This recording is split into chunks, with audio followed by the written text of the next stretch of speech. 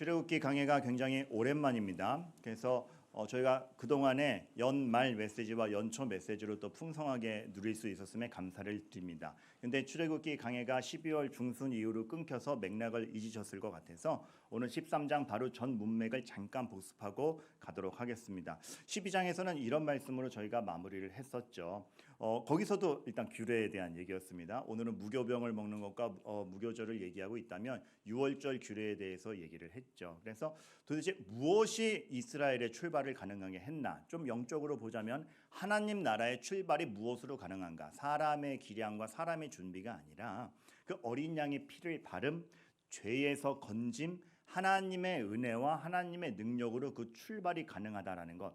하나님의 백성이 늘 기억해야 될 것은 우리의 기량이 얼만큼이냐, 내가 어떻게 생존하고 있느냐에 앞서서 하나님으로부터 우리 삶이 시작했음을 늘 기억해야 한다라는 것을 우리가 얘기를 했습니다. 그렇기 때문에 그 밑에 저 위에 잘 보면 이방 사람은 먹지 못할 것이나 그래서 이방 사람을 제외하는 것 같지만 그 12장의 문맥을 읽어보면 그러나 그 이방 사람들이 그리고 그 종된 사람들이 믿음의 동의에서 할례를 받으면 그래서 하나님의 백성인 것에 동의하면 함께 하는 것을 보았죠. 그래서 이건 차별이거나 구분함이 아니라 우리가 믿음으로 함께 가자는 결이었음을 우리가 살펴보았습니다. 그렇다면 그런 우리는 뭐가 그렇게 다른가에 대해서 얘기를 했었죠. 그 믿음으로 하나님에 대한 은혜로 출발했기 때문에 우리가 무엇이 다른가라 했을 때 형통의 개념 자체가 다르죠. 그저 잘 나간다의 개념이 아니라 하나님을 알아볼 수 있음, 하나님 앞에서 죄를 애통할 수 있음. 참 누군가는 무감각해서 알지 못하는 걸 우리는 온몸으로 체감하며 목마른 사슴이 물을 먹으러 갈 수 있는 복을 우리가 누린다라는 것. 그리고 그러한 영적 채워짐이 있는 사람이 남들이 못하는 걸 하죠. 어떤 거? 원수를 사랑하라를 할 수 있는. 그러니까 하나님 나라라는 건 같은 행간에서 전혀 다른 것을 만들어내는 나라요 백성을 뜻합니다. 이 땅을 살아가지만 이 땅에 악의 결과, 욕심의 결과, 개인이 심는 개인적 결과만 양산하는 것이 아니라 우리는 하나님이 은혜로 심겨주신 하늘의 것을 생산하는 같은 행간에서 전혀 다른 것을 만들어내는 사람이라는 것을 보았습니다. 그런 가운데 13장 오늘 본문이 나오고 6월절 규례의 설명에 이어 무교병, 무교절에 대해서 얘기를 하고 있는 것이죠. 근데 이제 우리가 그 초반에 오늘 본문의 초반을 보면 요 말씀이 나오는 게 하나님은 맨날 자기만 높이고 자기 거라 이런 느낌이 들어요. 처음 난 모든 것은 다 구별하여 내게 돌리라. 그러니까.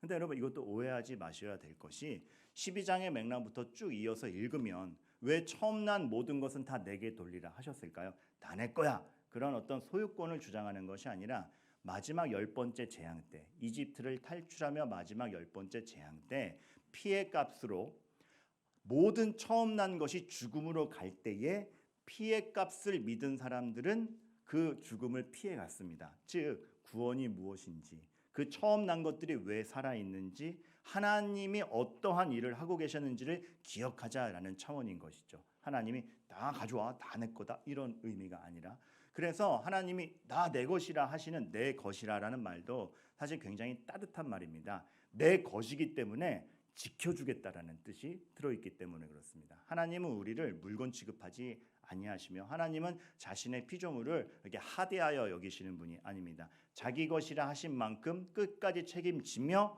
선한 것으로 인도하여 가겠다라는 하나님의 결의가 담겨 있는 것이죠. 그러한 가운데 이제 무교병을 먹는 그 시즌에 대한 절기를 설명합니다. 근데 여러분 하나 질문이 생기죠. 왜냐하면 목사님 지난번에도 무교병 설교 한번 하셨잖아요. 그 딱딱한 빵 또 급히 먹고 이런 거 다 하셨는데 왜 오늘 또 해요? 실제적으로 이 본문은 그 내용상 반복되고 있습니다. 그리고 이것에 대해서 우리가 한번 이미 설명을 했습니다. 작년에 진짜로요. 그래서 저로서도 똑같은 내용을 반복해야 되나? 라는 이제 그 의구심이 들었죠. 하지만 그 행간 가운데 이것이 느껴지는 겁니다. 반복됨의 그 기쁨. 하나님께서 다시 한번 지정하여 그 절기를 설명해 주심에 나의 시야가 어디로 가는가? 그 명확성의 은혜가 있었던 것입니다. 어떤 점에서 그랬냐면 하나님께서 지금 이제 본격적으로 이집트로부터 이스라엘 자신의 백성을 탈출시키실 것이고 나라를 만들어 가실 겁니다. 그런데 나라를 만들어 가시는 방법이 다른 군사력의 증강이라든가 뭐 권력을 잡는다 이런 개념이 아니라 절기를 반복하며 가르치시는 겁니다.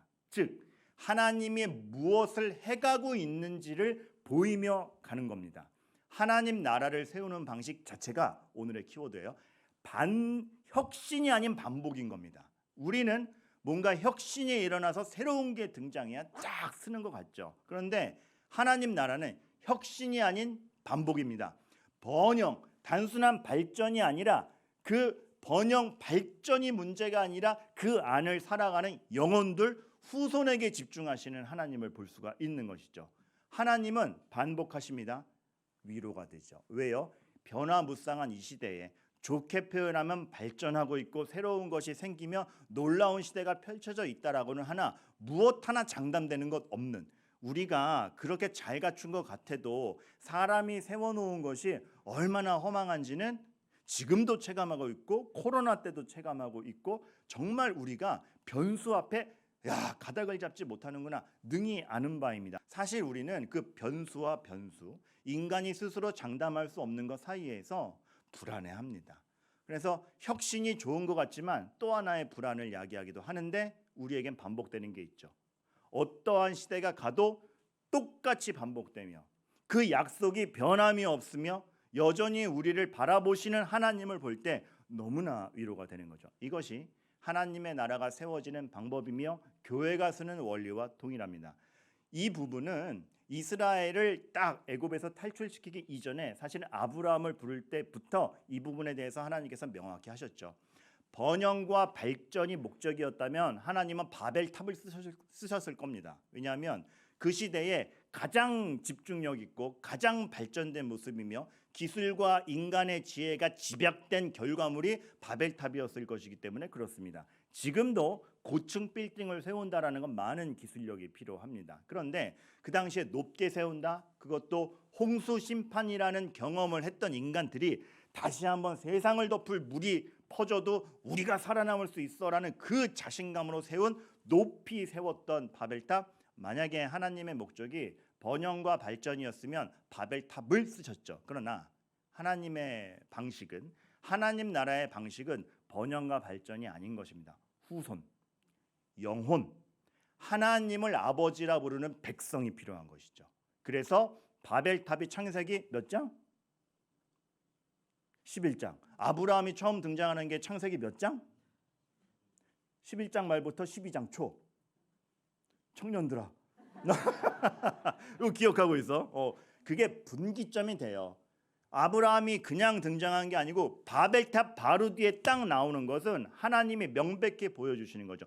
니네가 만들어내는 번영과 발전이 아니라 내가 개입하여 만들어내는 영혼, 하나님을 아버지라 부르시는 그 영혼과 믿음과 하나님의 은혜가 개입된 것에서 하나님의 나라가 만들어진다. 그렇기 때문에 아브라함이 창세기 15장에 가서 연합군과 싸운 다음에 복수를 당하지 않을까 벌벌벌 떨 때에 자손은 준다 그래놓고 아직 자식이 없을 때 외로운 싸움을 하고 있을 때 하나님이 딱 나타나셔서 말씀하는 게 너 연합군이랑 전쟁했어? 복수하러 올까 봐 굽나? 아이고 내가 군대 줄게. 자녀가 아직 없지? 당장 내가 바로 내일 아들을 줄게. 이렇게 안 하시고 오셔서 하시는 말씀이 내가 네 방패요, 내가 네 지극히 큰 상급이라라고 말씀을 하시죠. 번영과 번성과 기술이 아니라 하나님이 아버지 되셔서 일구어지는 인생이 무엇인지를 보자라는 겁니다. 저는 사실 예전에도 그 말씀 드린 것 같은데 창세기 15장 1절이 되게 이해가 안 갔어요. 왜냐하면 저는 그런 애들이 제일 싫었거든요. 생일 파티 왔는데 선물 여기 생일 축하해 이렇게 다 선물 주는데 선물 없이 와가지고 내가 네 선물이야 하나 제일 싫었어요. 근데 하나님 말씀이 지금 그거 아니에요. 내가 네 방패야. 뭘 주고 말씀하시는지. 근데 그게 아니라 존재가 하나님이 네 편이 되었고 세상이 만들어낼 수 없는 죄로부터 자유롭게 되어 하나님의 은혜로 만들어지는 나라가 무엇인지 보고 그 인생이 얼마나 결이 다르게 가며 거기에 참 소망이 있음을 우리가 알자 하나님이 나라를 세우는 방식이었습니다. 그래서 아브라함에게 권력과 권세를 주기보다 믿음을 주시죠. 그렇게 커 나아갔던 것입니다. 그 자녀 손들의 여러 가지 일생을 보아도 어떤 권력과 권세를 주기보다 믿음을 주시죠. 요셉에겐 권력을 주셨잖아. 나중 일이고 요셉에게도 형통이 선포된 건 감옥에서도 형통은 선포되었습니다. 하나님은 믿음을 주시며 하나님 나라가 그런 점에서 어떻게 다른가를 보여주시죠. 근데 아이러니한 건 우리가 헛갈리고 우리가 참 고민되는 지점은 이겁니다. 그 믿음으로 나라가 탄생하죠. 그럼 잘 된다. 하나님의 빛이 쫙 찬란하게 비칠 것이다. 출애굽기를 시작하면서 고민이 그거였습니다. 그 믿음으로 정말 그 가족이 번성하여 나라가 탄생했는데 종살이하고 있는 겁니다. 이게 출애굽기의 시작이었죠. 그래서 좌절인가요? 아니요. 종살이하고 있는데 우리는 오히려 더 큰 번영과 번성이 아닌 하나님의 반복, 언제든 반복할 수 있는 하나님의 신실한 약속이 있다라는 게 너무 감사한 거죠. 그러니까 반복되는 약속, 종살이 할지라도 너희를 번성케 하겠다는 약속은 이루어진다. 세상의 형편과 세상의 힘을 빌리지 않고도 불리한 상황에서도 너희들의 삶을 약속대로 다스릴 수 있는 게 나다. 하나님이 출애굽에서 보여주신 겁니다. 그래서 탈출했을 때 비로소 하나님의 능력이 나타났다가 아니라 채찍 맞았는데 더 번성한다. 아브라함에게 별과 같은 자녀를 허락하신다라는 약속이 채찍 중에도 이루어지는 그 신실함, 반복되는 거죠. 하나님의 그 신실하심이 반복되는 거죠. 그래서 오늘 말씀으로 다시 돌아와서 하나님이 이렇게 이스라엘을 이렇게 키워 가시고 또 탈출을 시키는 데 있어서도 화력 증강이 아닙니다. 해가시는 일이 이제 본격 출동할 거 아닙니까? 10가지 제한 끝났고 이제 가야 됩니다.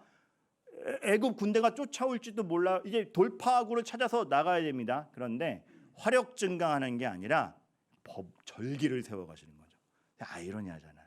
그런데 하나님의 나라는 화력으로 세워지는 게 아니라 유월절 피해값으로, 무교절 죄가 개입되지 못하며 누룩을 넣을 새도 없이 급하게 빵을 구우는 그 반전, 너희들의 기대와 달리 하나님이 일하시는 그 반전, 아비부월 달력을 새로 만들어서 너희들의 인생은 하나님으로부터 시작할 때가 진짜인 거를, 정말 판도를 바꾸어 주겠다라는 그 약속들을 절기로서 세워 가심으로써 하나님께서 하나님 나라 백성에게 알려주시고 기대하는 건 이겁니다. 센 사람 돼, 어디 가서 당하지 마, 화력 증강이다. 이게 아니라 하나님의 은혜로 출발했다라는 것이 무언가, 그래서 우리가 하나님의 사람으로 살아간다라는 것이 무언가, 믿음으로 인생을 산다는 게 무언가를 끊임없이 알려주고 있는 것이죠. 그래서 벌써 딱 비교가 되잖아요. 바로 백성을 채찍질하여 소모시켜서 본인의 권세를 취득하는 바로라는 왕과 하나님, 더 큰 왕이시지만 오히려 본인이 낮아져 오셔서 백성을 살리는 이 왕, 다르잖아요. 왕국인데, 둘 다 왕국인데 의미가 다르잖아요. 왕이 다르고 의미가 다르고, 이러한 왕이 달라지기 때문에 백성의 삶의 목적이 달라지는 겁니다. 매나 안 맞으면 다행이지, 밥이나 안 굶었으면 좋겠지가 꿈에서 약속의 땅으로 가는, 물론 먹는다, 걱정 없이 먹고 산다라는 기준만 볼 때는 일정하게 배급이 나오는 애굽 시절이 더 좋았을지도 모르겠습니다. 광야보다. 그러나 아까도 얘기했죠. 그런 번영과 번성과 혜택과 기술로 만들어지는 게 하나님 나라가 아니요, 우리의 목적도 아니기에 일정한 배급이 문제가 아니라 약속의 땅으로 가서 진정한 가치와 구원과 인생의 의미가 무엇인지를 우리를 위해 죽으실 수도 있는 왕을 따라가서 맛보겠다. 이것이 지금 교회가 가지고 있는 결이기도 한 것입니다. 그래서 하나님 은혜로 출발했다는 게 무엇인지는 누가 더 강하다로 증명되지 않습니다. 하나님께서도 애굽 앞에서 이스라엘을 비교하실 때 봤지, 이스라엘이 니네보다 더 세지를 증명하지 않으셨죠. 니네가 이스라엘보다 더 약하니까 무릎 꿇고 내보내가 아니었죠. 더 강함의 증명이 아니었고, 10가지 재앙이 결국 뭐였습니까? 하나님 안에 있을 때 어떤 질서와 평안이 있는가, 이것입니다. 더 강함을 증명한 게 아니라 하나님이 진짜이며 하나님이 누군지를 알며 하나님 품 안에 왔을 때 어떤 질서와 평안이 있는가. 개구리 재앙만 하나 복습해 볼까요? 개구리는 번성의 상징이었습니다. 근데 그 번성의 상징이었고 번성의 신이었던 개구리가 진짜 많아지니까 다들 구역질을 하죠. 인간은 본인이 많으면 좋겠다라고 생각한 거를 상징물로 놓고 섬기고 있었는데 그게 정작 진짜 많아지니까 구역질을 합니다. 우리에게 돈이 그럴 수 있고 우리가 차지하고 싶은 무언가가 그럴 수 있고 우리에게 우상시대에 있는 무언가가 그럴 겁니다. 답인 것 같았는데 정작 많이 취득하면 죄로부터 자유롭지 못한 상태에서 그거는 다 썩어질 것이요 구역질이 날지도 모르겠습니다. 그러나 진짜 왕이신 하나님 안에 있을 때 그것이 얼마나 질서와 평안으로 가는가. 이거는 단지 10가지 재앙은 하나님 믿는 사람은 보호하고 하나님 안 믿는 사람은 때리고 그렇지 않습니다. 하나님이 누구신가? 그 안에서의 질서와 평안이 진짜 무엇인가를 알려주는 것이고 또 하나 이스라엘 백성들에겐 어떠한 권력도 무기도 없었습니다.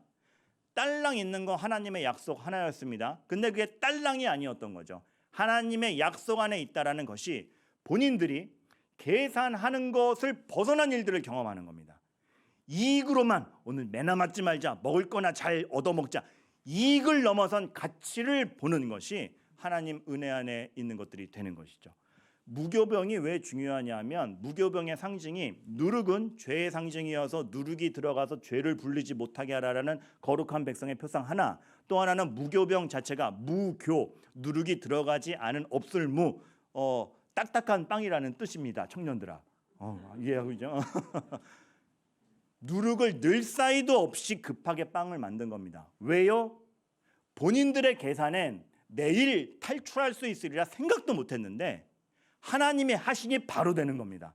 누룩 넣어서 부풀릴 시간도 없이 사람의 계산을 벗어난 하나님이 하신다면 한다라는 것을 보아가는 인생, 무교병에 묻어있는 영적인 의미인 것이죠. 하나님의 나라는 그렇게 가는 것이고 교회가 그런 것입니다. 우리는 우리의 계산대로 되느냐 안 되느냐에 너무 민감하죠. 특히나 요즘엔 모든 것이 너무 정확한 통계로 이루어지다 보니 더더욱 어느새 우리가 계산의 노예가 되어 있습니다. 계산은 필요합니다. 정확해야 됩니다. 누군가는 계산을 해야 됩니다. 하지만 활용하는 것이지 계산의 노예가 되면 안 되는데 어느새 노예가 되어 있습니다. 우리 옛날에 그냥 잘 살았습니다. 바퀴 뿌에도 나가 놀았습니다. 근데 지금은 너무 정확해져서 미세먼지 농도가 올라가면 어이구야 하시죠. 옛날에도 그랬을지도 몰라요. 수치화돼서 못 봤을 뿐이지. 감사하죠. 그 수치를 보여서 옛날에 모르던 거를 그래도 건강을 챙길 수 있게 해주니까. 근데 저는 한편으로는 계산의 노예가 되는 게 아닌가? 이익의 노예가 되지 않는가? 어떻게 잘 벌어먹고 살까? 어떤 게 나한테 유익이 될까? 그러나 하나님이 보여주시는 거는 그거를 넘어선 가치. 무엇이 진짜 인생의 소망인가? 이후에 그 나라를 키워가시는데 그래서 전쟁을 하는 방법도 이건 겁니다. 전쟁 중에 기도를 시키죠.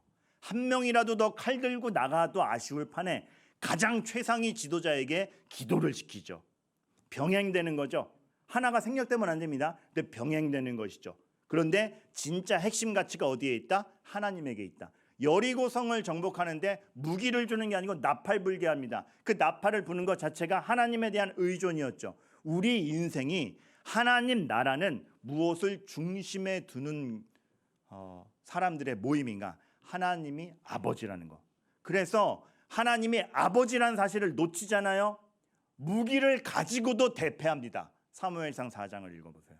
무기를 가지고도 블레셋보다 훨씬 좋은 전력으로 지지 않습니까? 왜요? 전력이 나빠서가 아니라 하나님을 아버지라 부르는 믿음을 잃었기 때문에. 이스라엘이 망합니다. 그렇게 외교를 하고 다니는데 외국에게 망해요. 기가 차죠. 세상은 그럴 수 있고 세상은 그렇다. 그러나 계산을 벗어난 일들, 이익을 넘어선 가치, 하나님이 무엇을 해가시며 하나님이 지금 주시는 소망이 무엇인가를 보아가는 그 인생은 이것들을 구축해갈 수 있다라는 겁니다. 예수님이 그거에 대한 절대본을 보여주셨죠. 계산으로 하자면, 이익으로 따지자면 그 놀라운 권능을 가지고 바로 왕이 되어도 능히 몰아내고 왕위를 탈취할 수 있었을 겁니다. 그러나 하나님이 세우고자 하는 왕위는 그 정치적 왕도 아니었고 세상에서 말하는 권세도 아니었죠. 진정 왕이 되시기 위해서 죽으러 가시죠. 이게 무슨 말도 안 되는 일입니까? 왕이 되려면 더 드러나야 될 건 매맞고 죽으러 가십니다. 오죽 당황했으면 베드로가 그리 마옵소서라고 합니까? 그리 마옵소서를 세 글자로 줄이면 그게 맙소사입니다. 이거 진짜인데? 이건 진짜 국어 학자님 누구 안 계세요? 네. 맙소사 그리고 마옵소서. 그러니까 덜컥 맙소사. 계산받기 일에 당황스러운 거죠. 근데 베드로의 심정이 이해가 돼요. 우리도 그러지 않아요? 하나님 이러시면 안 되죠. 기도하면서 한두 번 그럽니까? 우리의 인생을 보면서 이거 어쩌려고 이러세요? 우리도 그러죠. 그러나 그 맙소사 앞에 하나님의 일이 펼쳐지는 겁니다. 그 죽으러 가는 방식이 너무나 아이러니하게도 맞는 겁니다. 끝인 줄 알았는데 그 죽음 때문에 교회가 탄생합니다. 하나님은 그렇게 하나님의 나라를 만들어 가시는 분이죠. 그러다 보니 여러분, 교회도 무기가 없습니다. 여러분, 우리에게 무기가 없음에 대해서 불안해하지 마세요. 원래 없어요. 가지게 되면 잘 사용하시게 되고 없어지면 없어진 대로 사시면 됩니다. 기도 중에 전쟁 중에 기도하는 모세, 여리고성에서 나팔배는 백성이 우리에게 무엇인가 하나님이 체감케 하실 겁니다. 우리는 무기를 준비하지 않습니다. 하나님이 아버지이며 하나님의 은혜가 우리에게 있으며 하나님의 말씀과 뜻을 깨달은 이들이 교회의 진정한 의미의 전력이며 우리의 목표인 것이죠. 그래서 교회는 성령 하나님으로 충분한 것입니다. 왜 예수님 우리 곁에 안 가고 떠나가셨어요? 예수님은 우리를 위해 천국을 마련하고 계시고 성령 하나님이 오셔서 우리의 심령을 변화시켜 하나님을 아버지라 부를 수 있도록 해주신다라면 충분한 겁니다. 후손이 만들어지고 있기 때문에 그렇습니다. 영혼이 만들어지고 있기 때문에 그렇습니다. 하나님 나라는 그것으로 충분한 겁니다. 여러분, 그래서 오순절 성령 강림 사건이 사실은 아까 그 바벨탑을 뒤집는 사건 중에 하나인 겁니다. 언어가 나뉘면서 망했죠, 바벨탑은. 근데 오순절 성령 강림 사건인데 예수 그리스도께서 승천하셨다라는 증거로 그 약속대로, 정말 이 약속도 계속 반복되잖아요. 요엘서부터 그 약속됐던 게 반복돼서 이루어지는 거 아닙니까? 그 약속이 이루어질 때 방언이 터지는데 그저 신비한 현상이 아니라 바벨탑에서 나뉘었던 언어를 인간의 5만 가지로 나뉘었던 걸 성령 하나님께서 다시 묶으시는 겁니다. 나는 이렇다. 너희의 죄로 파괴된 것을 내가 묶고 있다. 그래서 교회는 후손, 하나님의 아들 예수 그리스도를 믿는 영적 후손들이 필요한 것이 교회이며 그러한 후손들을 자라나게 하는 것이 교회이며 혁신이 아닌 하나님의 사랑에 대한 반복이 필요한 것이며 시대가 바뀌어도 유효하다라는 걸 우리가 믿음으로 고백해야 되는 것이죠. 우리 자녀들에게 제가 아까 그 말씀 드렸습니다. 교사 선생님들에게 너무 감사합니다. 더불어 여러분들도 교사가 된다는 심정으로 사셔야 됩니다. 여러분 이웃에게 지금 옆에 있는 누군가에게 여러분 가정에서 시대가 바뀌어도 하나님에 대한 고백은 유효하고 변함이 없다를 우리가 삶으로 보여줘야 됩니다. 솔로몬에게 다윗이 그랬겠죠. 사람들이 다 가는 길로 간다. 죽음이 두렵지 않다. 하나님 말씀 잘 따르다 와라. 시대가 바뀌고 환경이 바뀌고 전성기를 누리던 아버지가 골골대고 있는데 그게 방해가 되지 않고 내가 이제 모든 사람이 가는 길로 간다. 대장부가 되라. 시대가 바뀌어도 상황이 바뀌어도 유효한 게 하나님의 소망이요 진리입니다. 이거랑 똑같은 말을 저는 요즘에도 들었었습니다. 작년에 소개해드렸죠. 유진 피터슨 목사님이 돌아가시면서 유언으로 뭐라 그랬다고요? 이거 이제는 말도 없고.